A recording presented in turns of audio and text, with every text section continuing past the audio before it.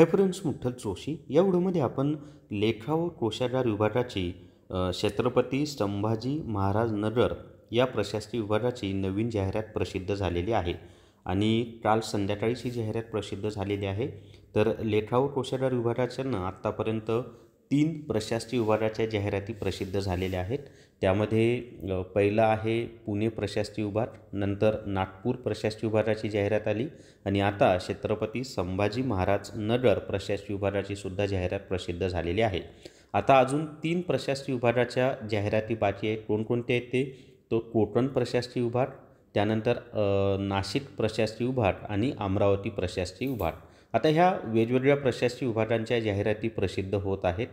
बऱ्याच विद्यार्थ्यांना प्रश्न पडलेला आहे की वेगवेगळ्या प्रशासकीय विभागांसाठी आम्ही वेगवेगळा अर्ज करू शकतो का?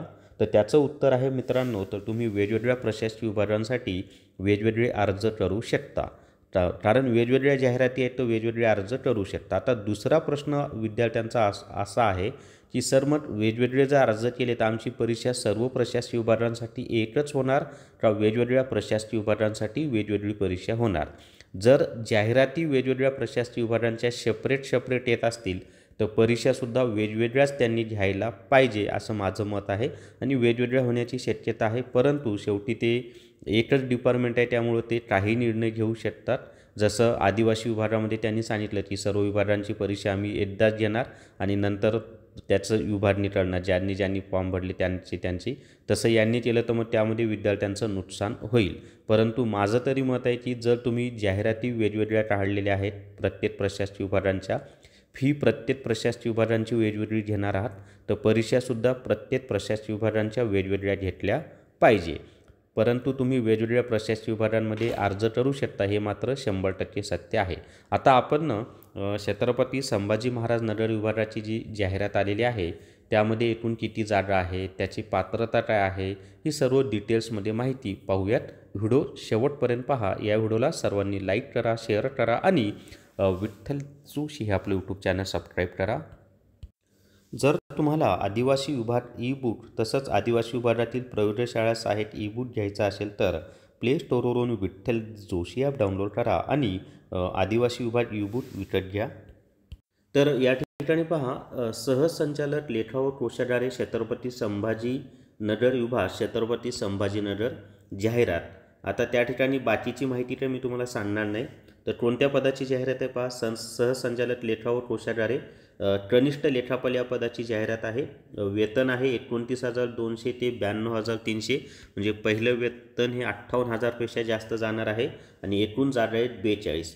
आता जागांचं म्हणजे फॉर्म कधी सुरू होणार आहे तर ऑनलाईन अर्ज नोंदणी दिनांक 18 जानेवारी 2025 सायंकाळी 5 वाजल्यापासून सुरू होतील आणि ऑनलाईन अर्ज सादर करण्याचा अंतिम दिनांक 16 फेब्रुवारी 2025 रात्री 12 वाजेपर्यंत. ऑनलाईन पद्धतीने विविध परीक्षा शुल्क भरण्याचा अंतिम दिनांक 16 फेब्रुवारी 2025 रात्री 12 वाजेपर्यंत आणि परीक्षेचा दिनांक व कालावधी नंतर या वेबसाईटवर सांगितला जाईल. आता जागा पहा, तर त्याच्यामध्ये अनुसूचित जाती म्हणजे SC कॅटेगरीसाठी सर्वसाधारणला 2 आहेत, महिलाला 2 आहेत, त्याच्यानंतर माजी सैनिकला 1 आहे आणि पदवीधर अंशकालीनला 1 आहे. अनुसूचित जमातीला म्हणजे ST कॅटेगरीला सर्वसाधारण 1 आहे, महिला 1 आहे, माजी सैनिक 1 आहे. त्याच्यानंतर विमुक्त जाती अ महिलांसाठी 1च जागा आहे. भटक्या जमाती ब महिलांसाठी 1च जागा आहे. भटक्या जमाती क महिला 1 सर्वसाधारणला आहे आणि 1 महिलांसाठी आहे. भटक्या जमाती ड सर्वसाधारणसाठी 1च जागा आहे. त्याच्यानंतर इतर मागासवर्ग म्हणजे OBCसाठी एकूण 3 जागा, सर्वसाधारणला 3 आहेत, महिलांना 3 आहेत, माजी सैनिकला 1 आहे, पदवीधर अंशकालीनला 1 आहे. त्याच्यानंतर विशेष मागास प्रवर्गाला फक्त माजी सैनिकसाठी 1 जागा आहे. आर्थिकदृष्ट्या दुर्बल घटक म्हणजे EWSसाठी सर्वसाधारणला 2 जागा आहेत, महिलेला 1 जागा आहे, प्रावीण्यप्राप्त खेळाडूला 1 जागा आहे आणि प्रकल्पग्रस्ताला 1 जागा आहे. त्याच्यानंतरचं पहा आता, सामाजिक व शैक्षणिक मागास प्रवर्ग म्हणजे मराठा आरक्षण आपलं, तर त्याच्यामध्ये सर्वसाधारणला 1 आहे, महिलेला 1 आहे, त्याच्यानंतर प्रावीण्य खेळाडूला 1 आहे, माजी सैनिकला 1 आहे आणि पदवीधर अंशकालीनला 1 आहे. अराखीव म्हणजे ओपनसाठी पहा, सर्वसाधारणला 3 आहेत, महिलेला 2 आहेत, माजी सैनिकला 1 आहे, पदवीधर अंशकालीनला 1 आहे आणि प्रकल्पग्रस्ताला 1 आहे. अशा पद्धतीने ह्या जागांची विभागणी आहे. आता याच्यासाठी पात्रता काय आहे ती आपण पाहूयात. त्याच्या आधी परीक्षा शुल्क किती आहे ते पहा. तर ओपनसाठी 1000 रुपये आणि राखीव प्रवर्गासाठी 900 रुपये फी आहे.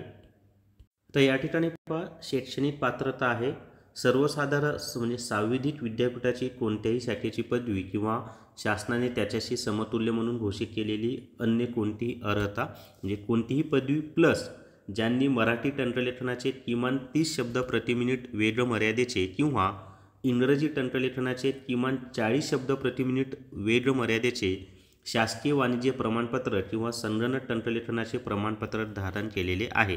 म्हणजे काय तर ज्यांच्याकडे एक तर मराठी 30 शब्द प्रति मिनिट किंवा इंग्लिश 40 शब्द प्रति मिनिट हे सर्टिफिकेट आणि पदवी असेल तर ते अर्ज करू शकतात.